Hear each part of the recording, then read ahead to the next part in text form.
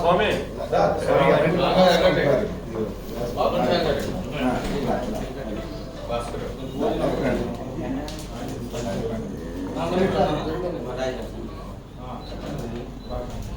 నువ్వు కూడా రాయండి. అవును సార్, అవును సార్.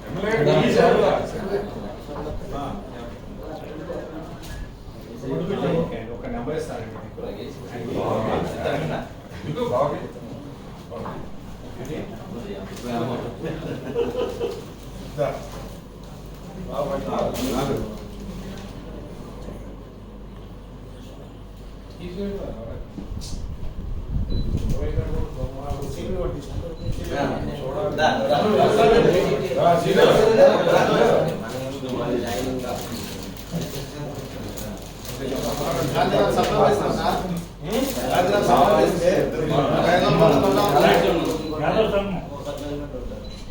అన్నిటికంటే మా మ్యాథ్స్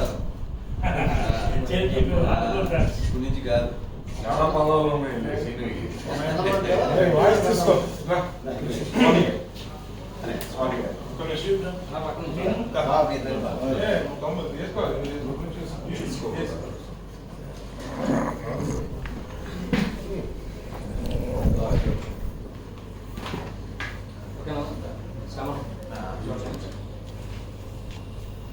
విజయవాడ తెలుగుదేశం పార్టీ మరింత పటిష్టం అయింది. రాధా రంగా మిత్రమండలి జాతీయ అధ్యక్షులైనటువంటి మా బావ చెన్నుపాటి శ్రీను గారు తెలుగుదేశం పార్టీలో చేరటం వల్ల ఎన్డీఏ 3 నియోజకవర్గాల్లో కూడా అద్భుతమైన మెజార్టీతో గెలవబోతా ఉన్నాం. ఎందుకంటే ఇవాళ కులాలకి మతాలకి అతీతంగా అందరితో స్నేహభావంతో ఉండే వ్యక్తి చెన్నుపాటి శ్రీనివాసరావు. మేము చిన్నప్పటి నుంచి ఒకే రోడ్లో ఒకే వీధిలో ఒకే తల్లి గడుపును పుట్టకపోయినా ఒకే తల్లి గడుపు పుట్టినట్టుగా అందరం కలిసిమెలిసి రంగా గారితో కలిసి తిరిగిన వాళ్ళం. మరి ఆ మహానుభావుడు లేకపోయినా ఆయన ఆశయాల కోసం ఎన్నో ఇబ్బందులు, ఎన్నో కష్టాలు, తప్పుడు కేసులు, ఎన్ని రకాలుగా ఎన్ని ఇబ్బందులు వచ్చినా సరే ఏది కూడా వెన్ను చూపకుండా ఎదుర్కొని మరి ఇవాళ క్యాడర్ కోసం, రాధా రంగా మిత్రమండలి కోసం నిలిచినటువంటి వ్యక్తి రంగా గారి నిజమైనటువంటి వారసుడుగా ఉన్నటువంటి వ్యక్తి చెన్నుపాటి శ్రీనివాసరావు.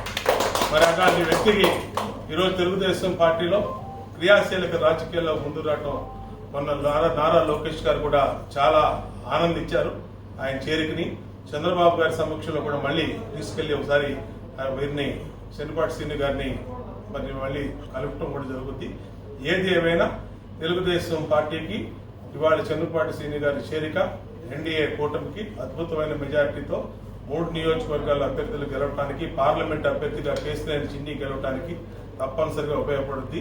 క్యాడర్లో కూడా ఒక మనోధైర్యం వచ్చింది. అందరిలో కూడా ఎక్కడ పాత వర్గాలన్నీ కూడా ఏకమవుతున్నటువంటి సందర్భం, వైసీపీకి పట్టేలేనటువంటి సందర్భాన్ని ఇవాళ తేటతెల్లం అవుతుంది. ఇప్పటికే జనసేన బలమైన పార్టీ, ఆల్రెడీ తెలుగుదేశం బలమైన పార్టీ, బీజేపీ మరి ఉన్నత భావాలు కలిగినటువంటి పార్టీ.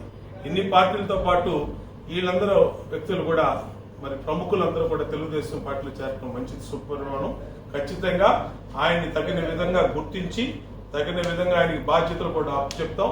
చెన్నుపాటి శ్రీను గారికి ఆయన విలువ తగ్గట్టుగా పదవిని కూడా ఇప్పిస్తామని ఒక పాలిట్ బ్యూరో సభ్యుడిగా చెన్నుపాటి శ్రీను గారికి హృదయపూర్వకంగా హామీ ఇస్తాం.